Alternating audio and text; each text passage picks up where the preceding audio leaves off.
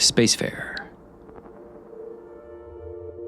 Welcome to WTUFO. We have conversations about UFOs to help process the complicated information environment around this fascinating but super weird subject. And to that point, this conversation that you're about to watch or listen to is one of those times where I am experiencing somebody else's point of view that's quite different from my own point of view. So before you start yelling at the screen, what are you talking about, either of you, because you might think one of our opinions is really right and the other one's wrong, just try to hold an open mind and engage with the conversation, because I think that's what Moneypenny and I do with each other in this conversation. And I think we're trying to model good conversation in this space, and being kind to each other is sort of a weirdly dying art in our world. We're all, I think, part of bringing back together.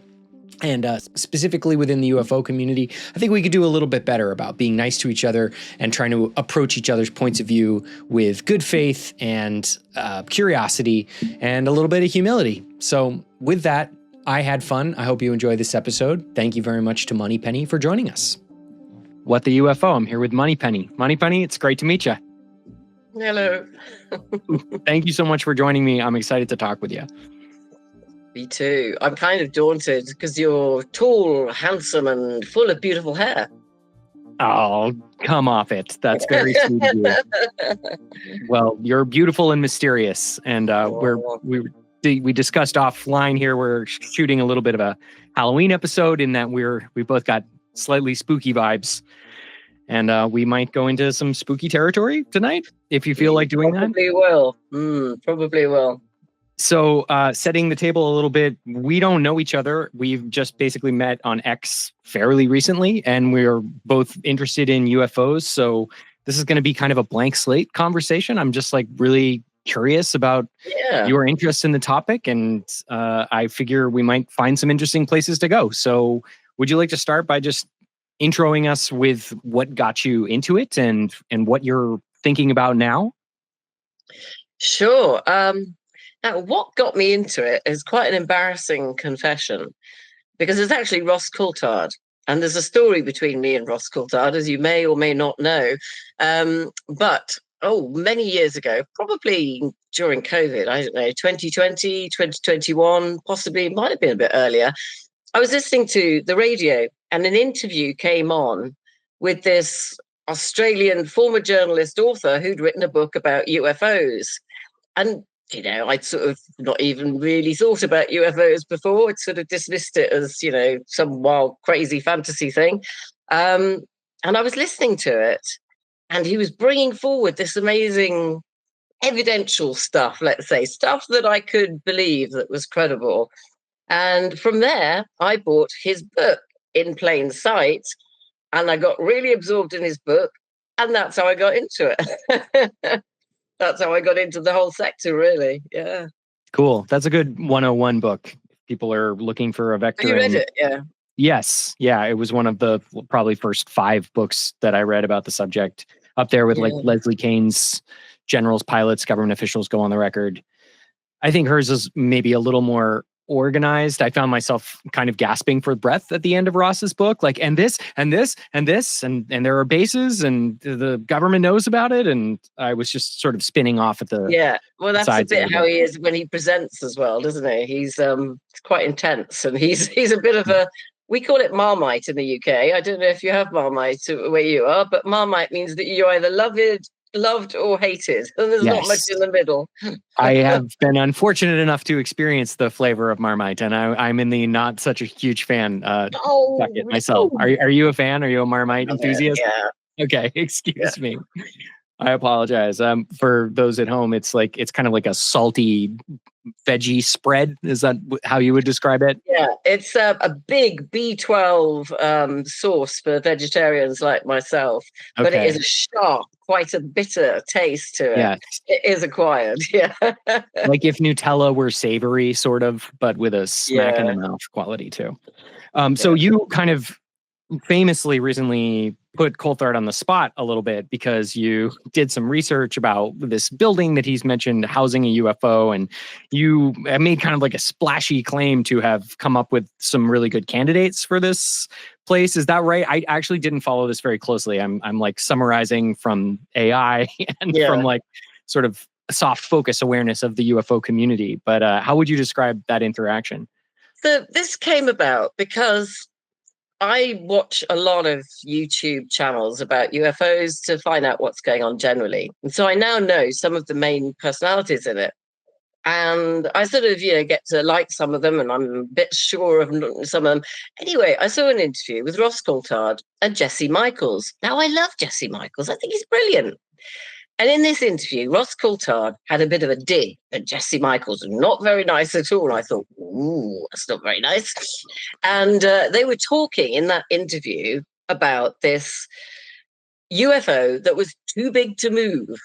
And Ross was being really guarded about it. And I thought, oh, this is a bit mysterious. It was the first I'd heard about it.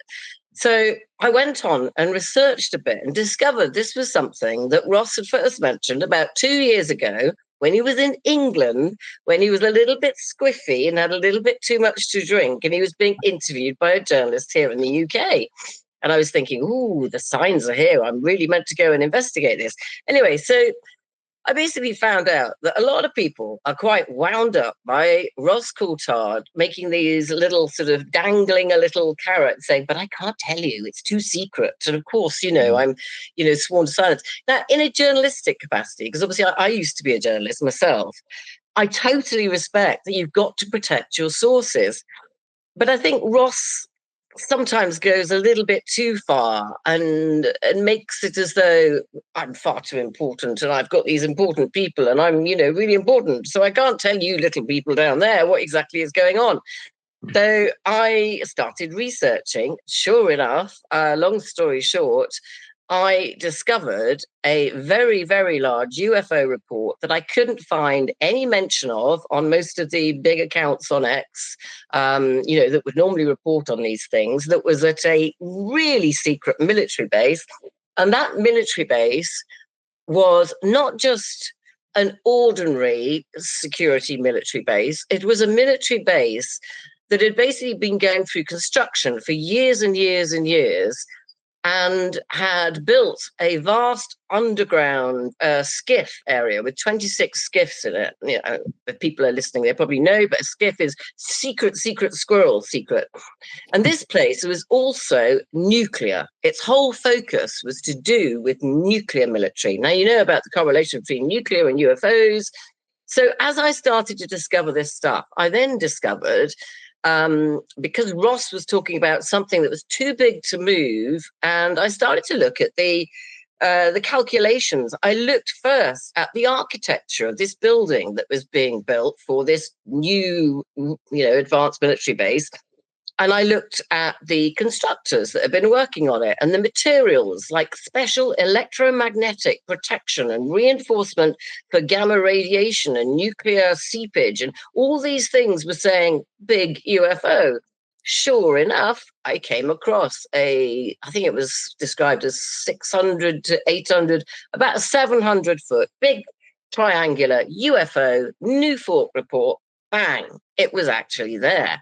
So I discovered the UFO had actually been at the base, not just at the base, but on the base, with a really detailed Newfork report all about, how they'd seen it, what altitude it was at, what speed it was traveling at, and how at the end of the 3-minute, vision of this thing, it had sort of got this gold sort of layer over it and had winked out. Now, I'm sure you know already the significance of this, given what Borland testified about a giant triangular UFO coming out of a NASA hangar with this gold thing. Well, the one I discovered was so similar, it's crazy. And it was at Offutt military base in Nebraska, which pretty much nobody had ever heard of. Interesting. You don't want the whole story, but pretty much I'd made, this massive find of this thing that was intimately reported that nobody really knew about in the highest security base, where the day that UFO appeared, the very day that the report went in, they changed the budget and went to the White House, and it's all on writing, and asked for like another $500 million to suddenly rebuild, which is a bit odd. if you've suddenly seen a 700-foot triangular UFO, and on the same day you request mega funding to change the construction of what you're building and suddenly extend it. So was this base under construction already? Yeah. It had been under new construction. base. This was 2015, I think. Okay. The actual sighting took place, but it had been under construction since 2012. The other thing was that when I started looking for giant UFOs, I looked at geology. I look at things like piezo electric quartz and geological stuff. But I also think if you are about to build a really secret nuclear base, and you want it to be really, long haul and robust, and it's going to be there for a long time, you do not build it on a floodplain. You do not do that normally, do you? So these were the sorts of clues. I was thinking, this is really odd. They've built this, and it's more expensive than the Pentagon. This building is more expensive than the Pentagon. So something, very, very strange was clearly going on there. So that's all these wild. things were jumping off the page, and I just thought, well, so I had no idea whether or not what I had discovered was the same giant UFO that Ross was referring to. I had no idea. But at the time, I thought, I've got to be very fair to Ross. If Ross is that scared about something to do with national security, and if I have found the same thing, I honestly don't want to spill all the beans without checking with him first. So when I did my video, it was a sort of phone me quick because I'm going to put this out. It might be nothing to do with you, but I'm going to put it out. And so I did this video with Ross, you have 3 hours to respond to me. And of course it went viral. Yeah, that was explosive. Nice moves. Yeah. Of course he never replied, so I've no idea whether it was the same UFO. But of course I got equally amount of, plaudit as I got absolutely trolled. I got death threats. Oh, shit. I got some horrific stuff. I had to go to ground. I had to get the police involved, everything. Oh, no. But this is what everybody faces. The problem with being a journalist or a researcher in this sector is you can never prove. You can never prove what you've discovered. You can never hold hands with the alien that you saw walking through your wall. You can never go, there's a 700-foot triangle buried under a nuclear base in Nebraska, because everyone said, well, that's a load of rubbish. Well, I couldn't prove it any more than giving you the papers from the Pentagon, the papers from the White House, the papers from Newfork. What more can I do? I can't literally go there with a bucket and spade and start digging. So you're always going to be up to be absolutely pummeled by people that don't believe you. Please forgive my ignorance. Can you explain Newfork? Is that a reporting org? It's the reporting online mechanism for UFOs. Okay. It's NUFORC. So it's something like the National UFO Forum, something or other. I don't know, but it's where you go in the United States to report UFOs. Is it a nonprofit? Or is it a federal? I'm sorry, is it a government office? I just know everybody talked about it, and it is the database to go to. It's very detailed. It goes back years. So I've got my phone here. I could probably check, but it's the database that is like the Bible of UFO sightings. It's very embarrassing that I didn't know what this is. So, but I'm pretty sure that it's not governmental. It is a .org. The National I don't think it's governmental. I don't think anyone would trust it if it was governmental. Yeah. Interestingly, the new Arrowhead has been saying he's working toward building a public reporting pipeline, which, likewise, we just said no one's going to trust. Even Luna, Rep Luna, she doesn't trust Arrow. She said outright, I don't trust Arrow. So I don't think anybody in the sector will do. I know that first guy really screwed it up. I have to say, I think if the second person is not, what's his name? Koznisky? Shit. Sorry. Apologies to Arrow. Kozlowski, I think is his name. If he is not on the level, then he's doing a much better impression of a person who's being on the level than Kirkpatrick was. Luna calls Kilpatrick. I think it's great. She doesn't pronounce his name correctly. There's a lot of very lovely.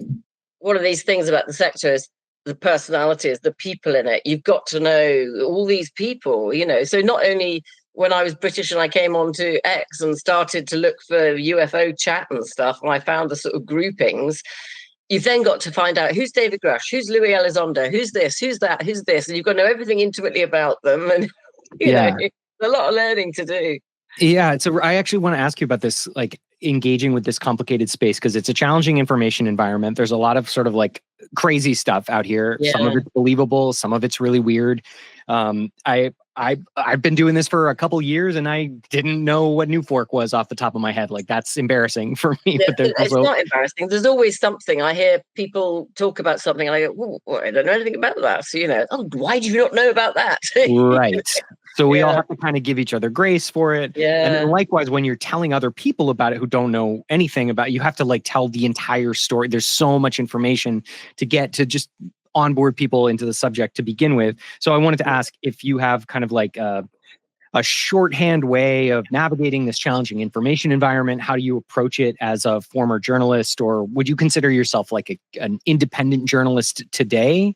Or citizen journalist. I consider myself a citizen journalist now, which basically means nobody will employ you because you're seen as a tinfoil hat wearing conspiracy theorist. But because all the conspiracies that you've ever talked about have come true, you know in your right mind that you are doing a good job by informing people of truth. That's cool. So is this your day job? Do you basically make I don't get paid any money for it. No, I got very ill during COVID. I lost my job. I lost my company. I lost everything. So, I'm so sorry. I don't get paid. Well, I get about 20 quid off Elon Musk if I get enough people viewing my stuff. Depending on the algorithm on the day. Okay, right. That's a good note. You should follow Moneypenny on X. Please. It's at NIC $2. $2. Yeah, subscribe. I've got 2 dogs here to feed. What was that? Sorry? I've got 2 dogs here to feed. Oh, right. Yeah, not just one mouth. We discussed dogs earlier. They're all chewing things happily in the background. Mine is finally passed out. Are yours asleep at this point, snoring happily? Yeah, they're fine. Okay, that's great. Let's not wake them up. All right. Well, zooming out. Oh, wait. Actually, I wanted to say on the Coulthard thing, I'm pretty sure he has said on the record that his facility that he's talking about is not in the United States. Does that enter into this calculation for you? No, that was the whole part of me considering it, because I did think, well, he might be double bluffing. And I actually looked into Pine Gap and other places in Australia, because in his book, which you've read, there are certain parts of Australia that are pretty secret squirrel.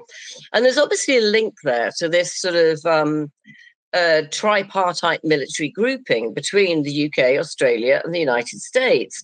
Now, I sort of got the feeling, I watched all the videos that I could find where he referred to this hidden UFO. And I really got this gut feeling that it was something to do with this tripartite structure as to why he couldn't say anything about it.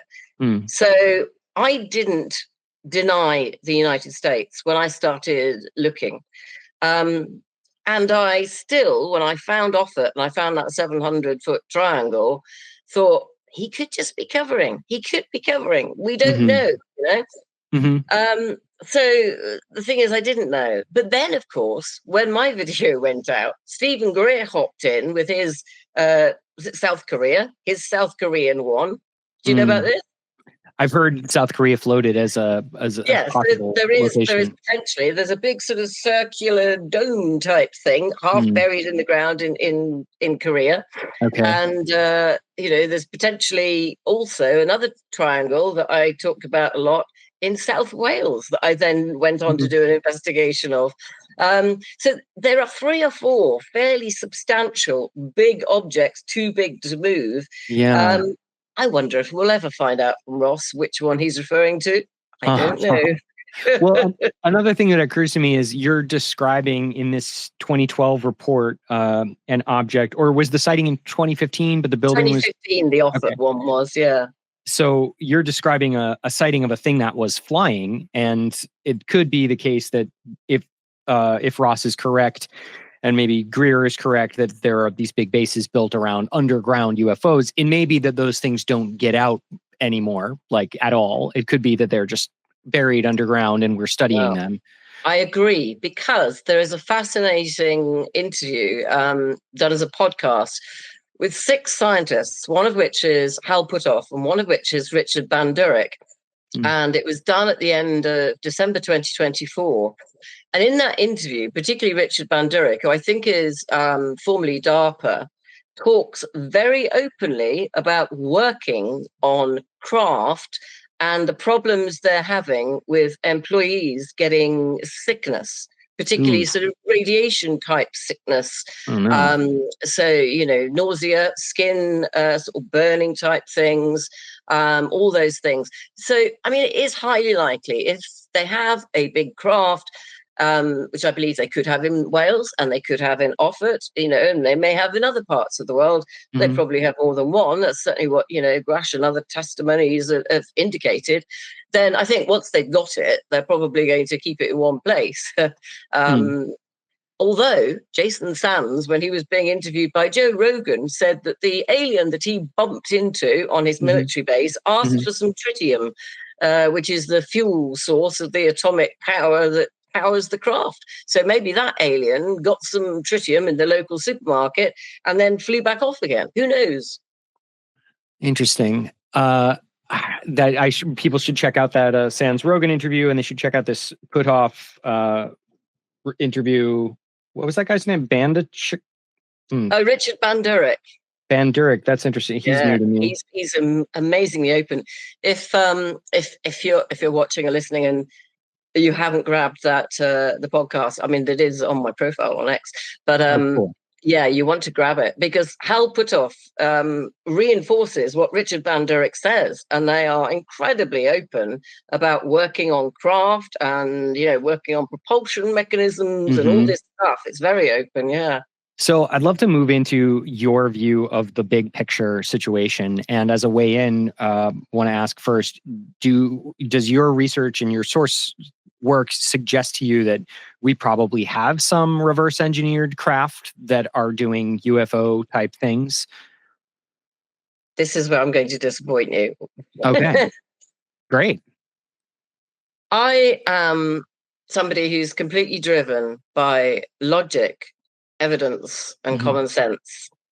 And sadly, at the moment, I have absolutely no evidence of any craft, as in hardware, as in flying saucers, spheres, triangles, whatever. I personally have loads of things that point to it. I've done stories about it, but I have nothing concrete enough that in my journalistic research mind, I can believe it.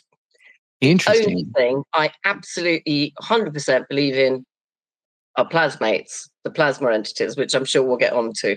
Yeah. That's the only thing I have concrete evidence of. Sorry. Okay, and by concrete, you mean like you would discount, say, this New Fork report of the triangle covered in gold? I've never seen a decent photograph of a flying saucer. I've never seen a photograph or a video of an alien being. I've never seen a photograph or a video, a convincing one, of 2 black men walking through the wall. I've never seen a photo or a video of organics, other than the mummies in, the Mexico thing that may or may not be what they are. There's nothing. There is absolutely nothing. This could all be a psyop.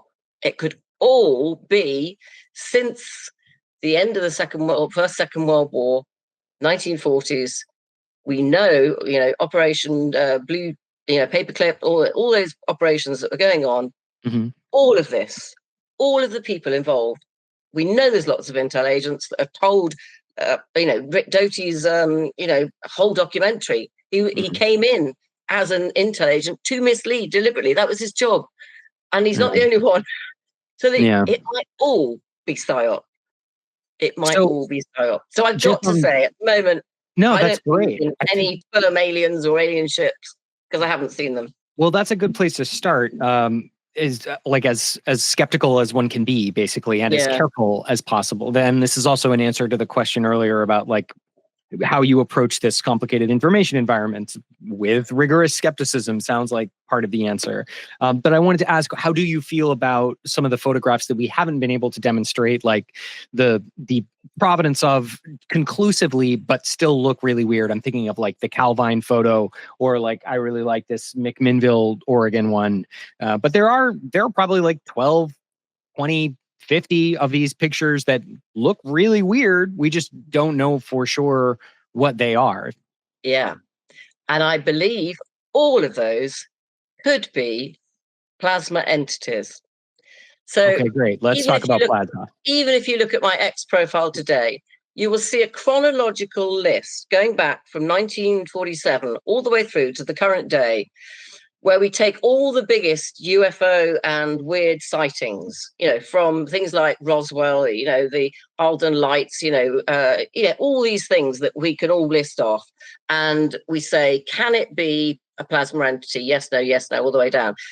90% of all, we had a Condyne report done in the UK, our equivalent of your War Department or, Defense Department in the UK, all the way back to the 1990s, has been keeping a database of every single British sighting or experience or everything, okay? And they had all of it in a database, and there was basically a massive sort of FOIA, and they had to release it all last year, and it's called Project Condyne. Now, in it, there are pages and pages, and there must be like 30 pages of sightings of UFOs. And the UK is known for some big sightings, And basically what I did is I used a little friend called AI and said, right, go through all of these and tell me yes or no if they could have been plasma. 90% could have been plasma. And that's the same sort of pretty much worldwide, because a plasma entity, intelligent, sentient, morphological, can look like a 737. It can look like a UAV. It can look like a person. It can look like an angel. It can look like a dog. It can walk through your walls. It is non-collisional plasma. It can come through the wall looking like two dark men. It can, in a photograph, like the photos you're referring to, it would look just like a person or an alien or whatever it wanted to look like. It is totally able to be morphological into something else. And we know they have this sort of mischievous thing. They love trying to mischievously be something else. They love it. So help me walk into this plasma thing, because I know nothing about the plasma universe. Maybe talk to me like a kindergartner here. Please forgive my ignorance again, and just help me walk into it. Front door, 101, ground level. What's going on with the plasma? What does that even mean? Okay. So let's go back to all the scriptures, the Bible, the ancient civilizations, the Quran, the Hindu scriptures, all the way back as far as we know. In all of those, we know of vivid stories. We see vivid carvings on ancient buildings of sun worship, of bright lights in the sky, Moses' bush that was on fire but didn't burn, Ezekiel's big circles, and all the stories of the light, follow the light, the initial pictures of, God and Jesus and connecting with the light in the picture with the fingers and the sparks. All of that is plasma.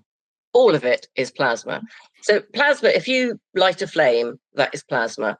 Fire, plasma. The sun is made of plasma. Stars, made of plasma.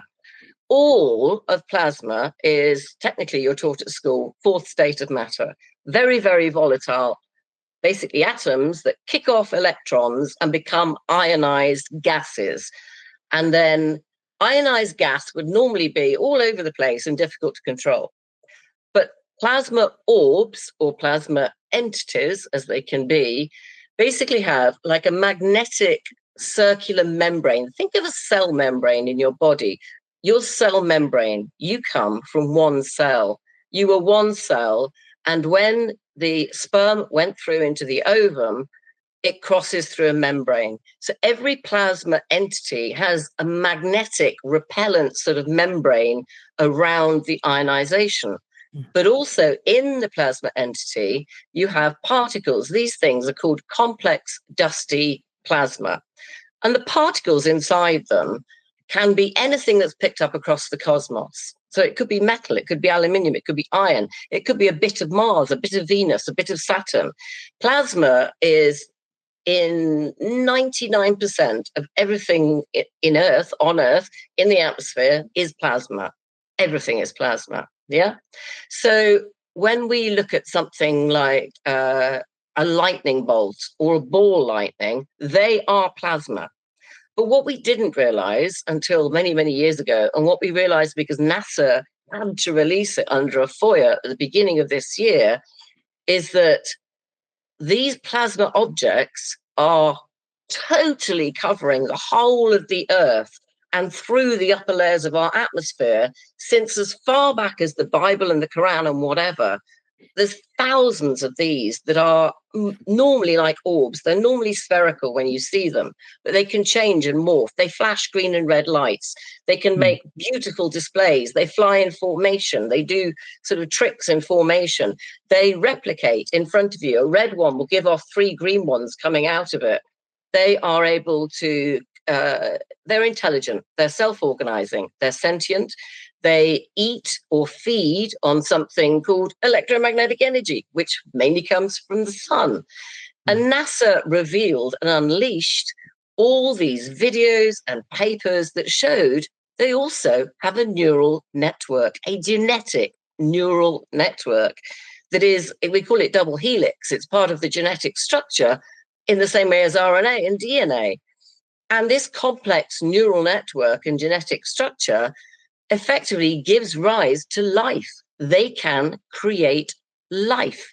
They've got all the electromagnetic, the magnetic, the electric, all the different components of kinetic, all the different types of energies in the universe, and they are able to control them. They can control our minds. So when you have a plasma orb, and a lot of people feel a very powerful relationship, and some people talk psionically and communicate with these plasma orbs, they can equally change the electromagnetics of your recording device when you're trying to take an image of it. All of this is on my profile. All of it has been done.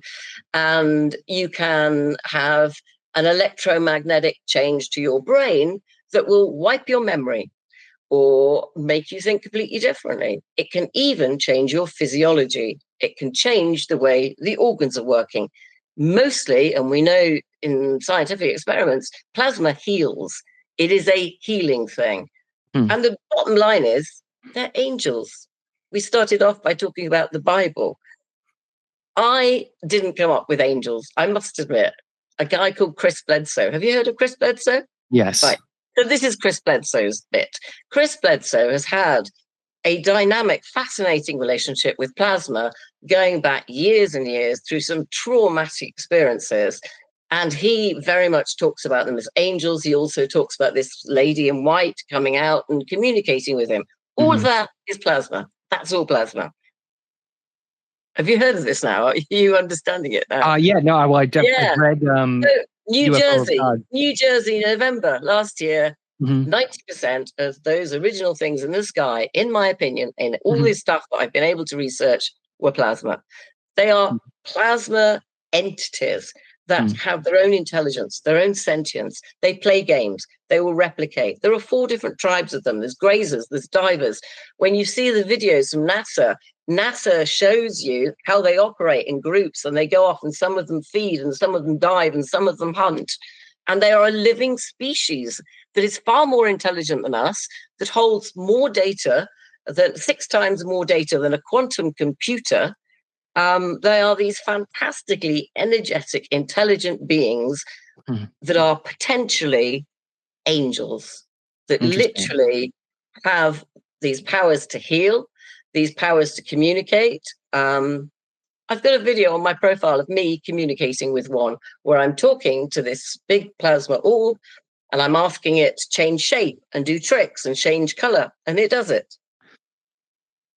Wow, God. And if you didn't know plasma, you're going to be a bit like, oh, what has she just done? Yeah, this is a world that's totally new to me, and I'm curious about whether you basically take all the information that you're getting from UFO world and put it through this lens? And is your feeling that everything or almost everything in UFO land can be explained through this? Okay, cool. So then, follow-up question, does your research suggest to you that there are multiple kinds of plasma beings? You just mentioned 4 different tribes. Oh, yeah. It's not just me doing the research. There are scientists all over the world. In fact, Russia is the specialist area. So I've gone back through Tesla, obviously. So Tesla talked about almost these dancing lights that were alive in his lab, because Tesla was working on the light bulb. So he was working on all the electromagnetics, and he was playing with plasma, although he referred to it, because it didn't really have the name plasma, as the phenomena. Go and look at Tesla's text all about it, because he effectively is probably the person you'd put down as discovering it. But there are, I've got this here, actually. This is convenient. This book here is written by Robert Temple, and this is called A New Science of Heaven. Now, this is one of the people who's a real expert on plasma. The title is How the Science of Plasma Will Transform Humanity's Understanding of Its Place in the Universe. And this book talks you through all the scientists from like the 1700s all the way through. There's one particular scientist called Bostick who does the first experiment where the plasma goes through a metal sheet, because it can move through matter, so it can go straight through a metal sheet. There's a fantastic video of plasma going down the central aisle of a 777 aircraft. It goes through the side wall, so it enters the aircraft through the side wall of the aircraft and then goes down the central aisle of the aircraft. God, how do you know whether you believe a video like that? Like in this weird era where because it's AI science, and that's why I doubt other things. But because science goes back all the way back to the Bible, because the science, you can actually physically do experiments. They're on my profile in the lab.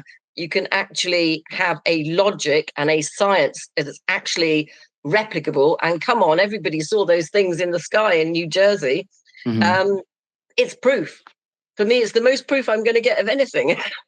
Interesting. So let's to continue double clicking on this theory. Do you consider it to relate? Do you consider an important element of the theory being a terrestrial origin for these plasma entities, or does your research suggest they're from everywhere in the universe, or are they they're native to some other physical plane, or are they from here? They are Earth cryptids. An inorganic life form. Now, at the moment, I'm veering to the fact that humans might be the only organic life form in the cosmos, and that because of our very closeted way of looking at things, we can only see certain light frequencies. We can only hear certain sound frequencies. We can only think in 3 dimensions. We don't really have the capacity to even recognize that life may not be little green men. Life might be energetic, electric entities that are composed of what we call waves, the sound waves and the light waves. The pyramids, the way the pyramids are built is to bring together sound and light waves and to use acoustics and use all these parts of plasma physics. And so when we look at the universe as a whole, some people talk about the Big Bang, and the Big Bang was an explosion of atoms and molecules and energy, more than anything, energy.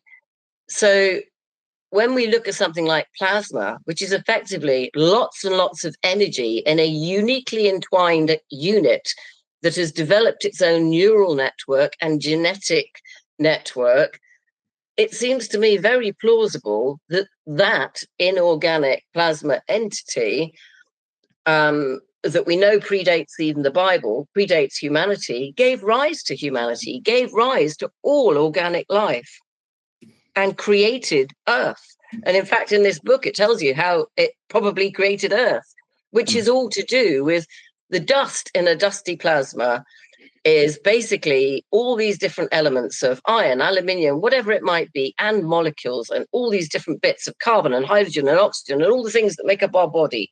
And all of those are contained in an electric, energetic, intelligent self with a neural network. And we already know that it can heal.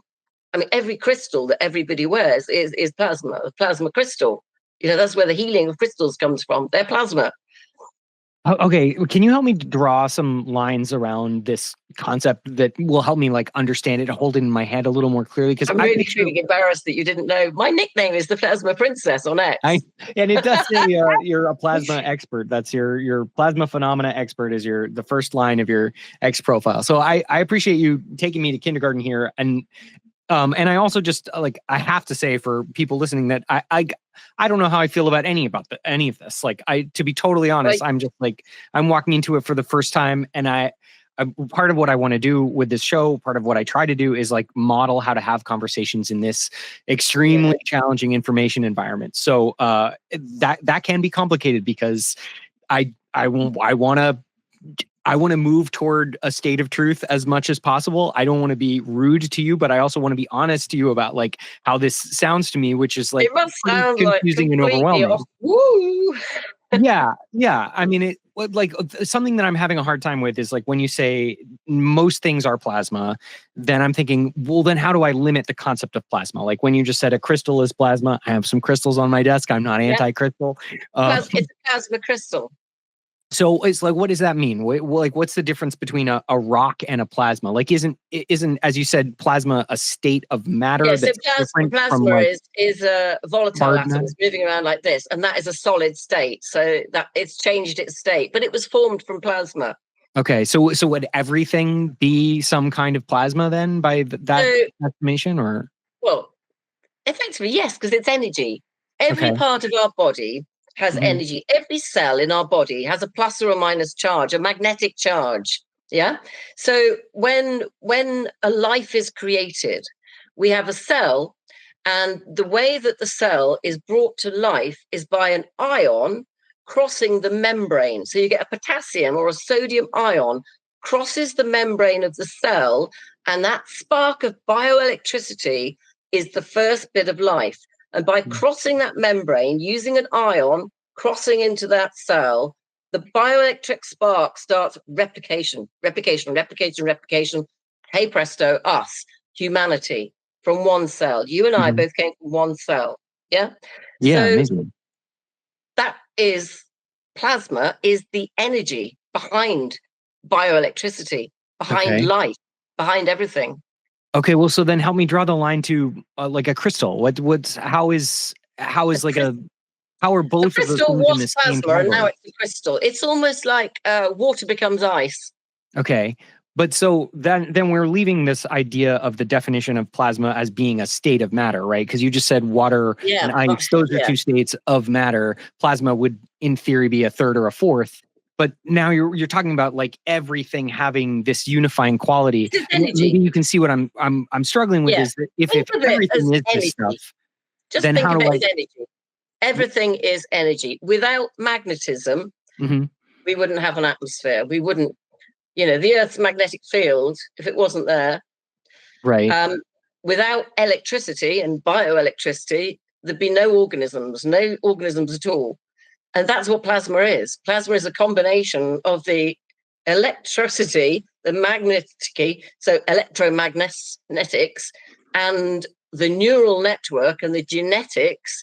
And therefore you put together, we are just genetics, human biology, plus energy. So then by that definition, have you heard of the plasma beings? We have our own transistors. We are almost like computers. We've got a storage area. We've got transistors that regulate the amount of energy going to our organs. If we sent too much energy to our lungs or our heart, it would explode. So we have regulators and transistors and all these electric things in our body in a cellular form. Yeah. But the thing of regulating the energy in us, that energy is that's the plasma. So are you saying we're plasma beings as well? Yeah. I've just done a video called Plasma Cells. Plasma cells.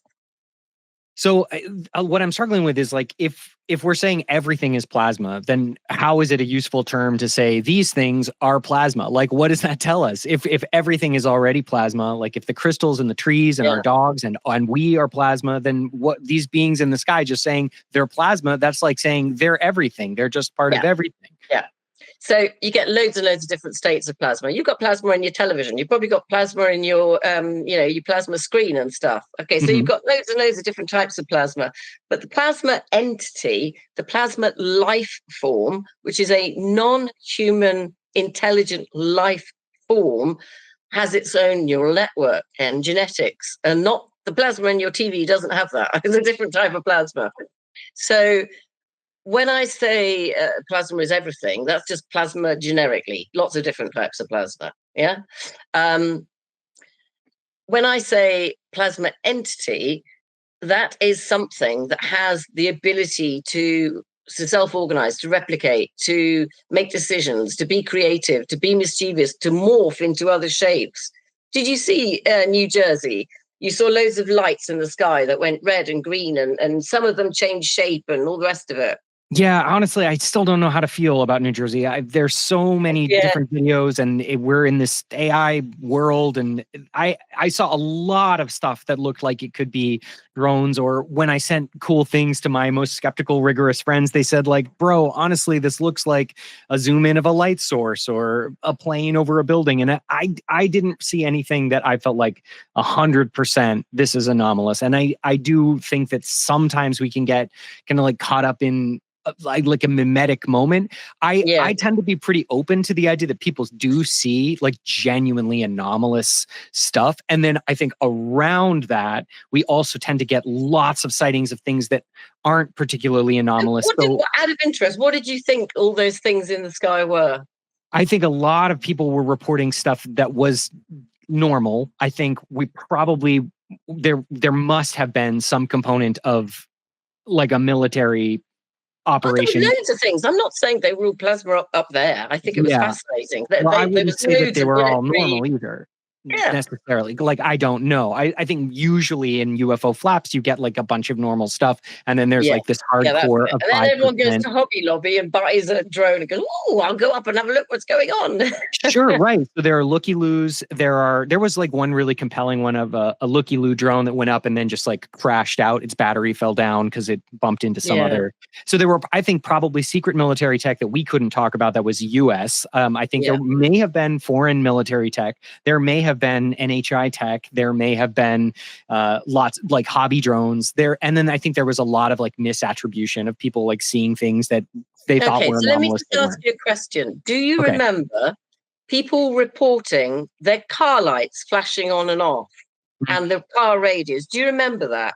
No, I had forgotten that. Okay. So throughout New Jersey, people were saying, my car radio has gone funny, my lights are flashing on and off, and various other strange things. Interesting. That's all electromagnetic interference, which is exactly what the plasma entities do. They interfere with electromagnetics. I mean, this goes back years. There's videos all over YouTube, but there's some fantastic ones, Scottish and Dutch and Russian ones, where people are trying to record, or even they get home with their video recorder or whatever, and they're trying to edit some film that they've taken of these plasma orbs doing what they do, and it's white, or it's gone completely. Yeah. Or cameras stop working. When Borland saw his big triangle, he said his phone just dropped. It just stopped completely. Yeah, it got really hot, I think, and stopped working. Electromagnetics can do with your brain and your technology, just like that. Yeah. I definitely buy that. So this hypothesis here that we're working with of like plasma entities is that there are beings that predate all humans on Earth that are either from Earth or like spread throughout the universe, but they're advanced in some kind of like developmental way. Like they're biological, they're inorganic, but they're intelligent and they're highly advanced, and they're sort of like amorphous. And the idea would be that they can change shapes to be lots of different things, which could account for all the different form factors that we've seen of UFOs over the years. I will also say, dropping a point of skepticism here, that I think it's like a little convenient to formulate a theory that magically explains all potential form Yeah, factors. it doesn't All explain potential all of it, beings. but yeah, a good 80-90%, I'd say. Okay, cool. So you feel most UFO stuff is explicable by plasma entity theory. What do you feel like doesn't fit with that paradigm? These giant triangles, for sure. Mm. There's definitely something about that because there's not a one-off, is it? Borland and his NASA thing. Obviously, the testimonial, the Newport report I've got from Offutt Base of this 700-foot one, which also, the only thing I will say is in Borland's testimony and the Offutt testimonial on paper, the Newport report, they talk about this sort of gold, sort of lava type thing. That's probably plasma, but it doesn't completely explain. The Welsh one as well in South Wales, which is unpronounceable, but that was described as a giant pyramid. But we had masses of helicopters, and the whole military came out when that one happened. And now plasma wouldn't normally hang around that long, and it certainly wouldn't be a 700-foot precise triangle with lights on for that long. Oh, I've never heard of it before. It sounds unlikely. I can't explain those, and nobody can. But What it about all sounds the metallic stuff? because Like, you've got people like Hal Puthoff and people I respect talking about working on craft. So to me, right. I can't miss them, but I can't prove them. What about all the metallic descriptions over the years, like metallic saucers? Do you think the that? metallic ones? I told you about particles in plasma. So plasma is called complex dusty plasma. The dust, you've heard the expression dust to dust, by the way, ashes to ashes, dust to dust. No, that's good. The dust in the plasma, if the dust is metallic, it will look metal when you look at it. So if the dust in it is mainly aluminium and iron, when you look at the object, whatever shape it takes, which is why some people literally have filed reports saying there's a 777 in my back garden, because it looks so lifelike. It looks like solid three-dimensional metal. That still could be plasma because it's metallic plasma. Okay, cool. Yeah. So I know I'm sensitive to your time, and I want to move us toward a landing here. Just want to try to sum up your vision here of the story. You think advanced plasma entities are part of the UFO picture, maybe a big part of it. They could be like 90% of sightings. Yeah. You do buy, or at least you feel you've heard testimony from people you respect about working on craft, so you can't rule out some kind of craft element. Yeah. I also want to ask, how do you feel about being encounters, the wide diversity of experiences and abduction stories? Well, again, you see, I've investigated Dan Burrish. Dan Burrish was a microbiologist at Area 51, Project Looking Glass, Project Aquarius, all these things, huge amounts of testimonials, all the links to Majestic 12, which nobody's really debunked, which could mean that, our government is not the government. Majestic 12 could be a government above it. The detailed descriptions of the J-rods, right, that Dan Burrish was having a very intimate relationship with, testing them on a regular basis, taking samples, all this stuff, the drawings or the recreations, they're very, very convincing that there's something more. There's no way that could be plasma. There's no way. But is it real? Is it another government psyop? Is it a story? Is it a paid intel agent that's been told to fantasize with these great stories to distract us all from the truth? Yeah, well, I guess that's always going to be a question. So to that point, and on our way out here, how do you feel people should comport themselves in this space? Like, what advice do you have for people who are thinking about all this complicated stuff in the years ahead? What should people be doing? Like, should they be looking for scientific resources? Should they be contacting elected representatives? Should they be just like meditating and enjoying time with their family and not worrying very much about this? Like, what's your view of the posture we should all take? First of all, you've got to enjoy it because it's hard work, this space. There's some very complex people. And I don't for any minute take away the fact there's a lot of very damaged people who have had legitimate experiences that no amount of debunking can legitimize somebody who has a traumatic experience that cannot be argued with because they are in trauma. Sometimes they physically show trauma. So you've got to respect a really wide viewpoint. You cannot go in with this is right and this is wrong. You can sit there quietly and listen and think, no, but you must not go in there with a fixed point of view where you are going to be obstructive. You've got to be sympathetic. And the main thing is, I think there's a very good possibility because of geopolitical military competition between the big powers all the way back to Atomic Energy Act, the 1940s, when we first saw the big plasma orbs that were called the Foo Fighters, that ever since then, anything clever, like all the Nazi scientist stuff, anything clever, they've tried to keep quiet for obvious reasons, because you've got people with nuclear weapons and bombs and stuff. You want an advantage. And in order to protect that advantage, you mislead the public. But we've got to a stage now where there's been too much misleading.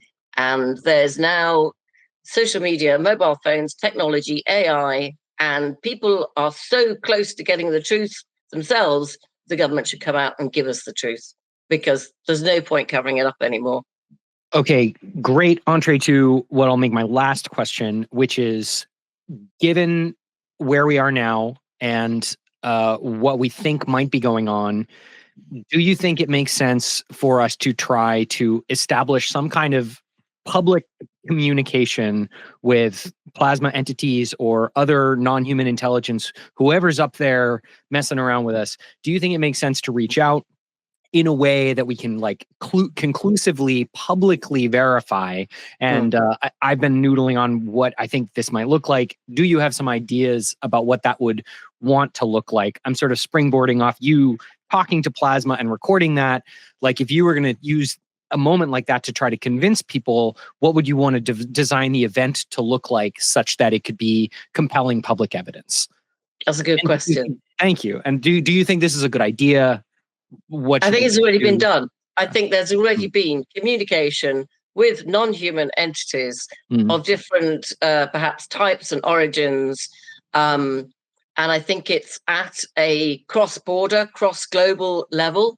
So I believe it is probably the one area where Russia, China, the United States, North Korea even probably have a knowledge that spans borders, that crosses any other Earth-based grievances. I think there is enough undercurrent of some communication. There are so many stories of so many things that have happened in UFO world where people will tell you, give you evidence of these types of things, particularly in the nuclear and atomic thing. There's a big nuclear atomic thing to this, that I believe people like Chris Bledsoe, who claims that one of the things he was told by his plasma entity, his white lady, was all about Iran and Israel going to go to war. And he was pulled in by the intel agencies immediately and told, he told them what he heard. They didn't seem very surprised. And, they then have had conversations behind closed doors, a lot of conversations. They wouldn't be doing that if they didn't take it seriously, would they? I agree with you that there has been some communication. And I think a lot of people have probably had, if all this stuff is real, I think a lot of people have had direct encounter experiences and communicated personally. What I'm trying to get at is, should we have some event that can convince the rest of us, basically, like not the military, because some of them probably know, if this is real, that it's going on. But like, don't we need something to push us past that tipping point as a collective public body? Okay, well, they've already done it. On October the 30th, 2024, a Hellfire missile was fired at a plasma entity in Yemen. Within 2 weeks, 200 or 300 plasma entities took over the skies of New Jersey in response, I believe, possibly to one of them being attacked over Yemen with a missile. And then suddenly they all appeared. And now, today, there is a possibility that Russia will go to war with NATO because plasma entities, angels call them, in the skies all over Europe, the United States, the world, have come here for a reason, and they're trying to communicate with us. That's why they're all here in the skies. Do you think Even we're on though the brink of Denmark learning? closed its airport, there is not one mechanical drone anywhere over Copenhagen, Denmark, Oslo, all these places. No mechanical drones. But what they're seeing in the skies are plasma entities, angels, trying to communicate with us. Oh man, I would really love to get more deeply into all the metaphysics of this with you, but we're going to have to save it for another time. I'm so grateful for your time today, Moneypenny. I did just sort of fumblingly ask you, do you think we're on the brink of learning more? Yes, I think we are. Well, that's exciting. Well, when we get some more information, would you be up for a second conversation? Could we Yeah, get but I together don't again want to sometime throw in the another future? bombshell at you. Because I am passionate about it. I'm like, and you're a. No, I think that was great. And I hope you forgive my ignorance of the topic and my like pushback and skepticism, because those are the only tools that I know. It's good for me because I walk around thinking, well, everybody already knows about them, don't they? So to find somebody who doesn't know that much, I suddenly realize how weird it must seem. I'm really grateful for your time and engaging in the discourse, and it's been great to meet you. So I look forward to keeping in touch as we learn more about this wacky subject. Thank you very much. Thank you so much, Moneypenny. Okay, thanks.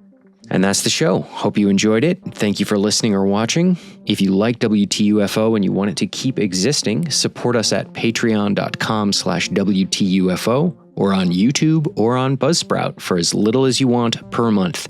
Patreon or YouTube or Buzzsprout, this show is brought to you by you. So thank you very much for your support. I hope you keep listening, and I hope you have a lovely day.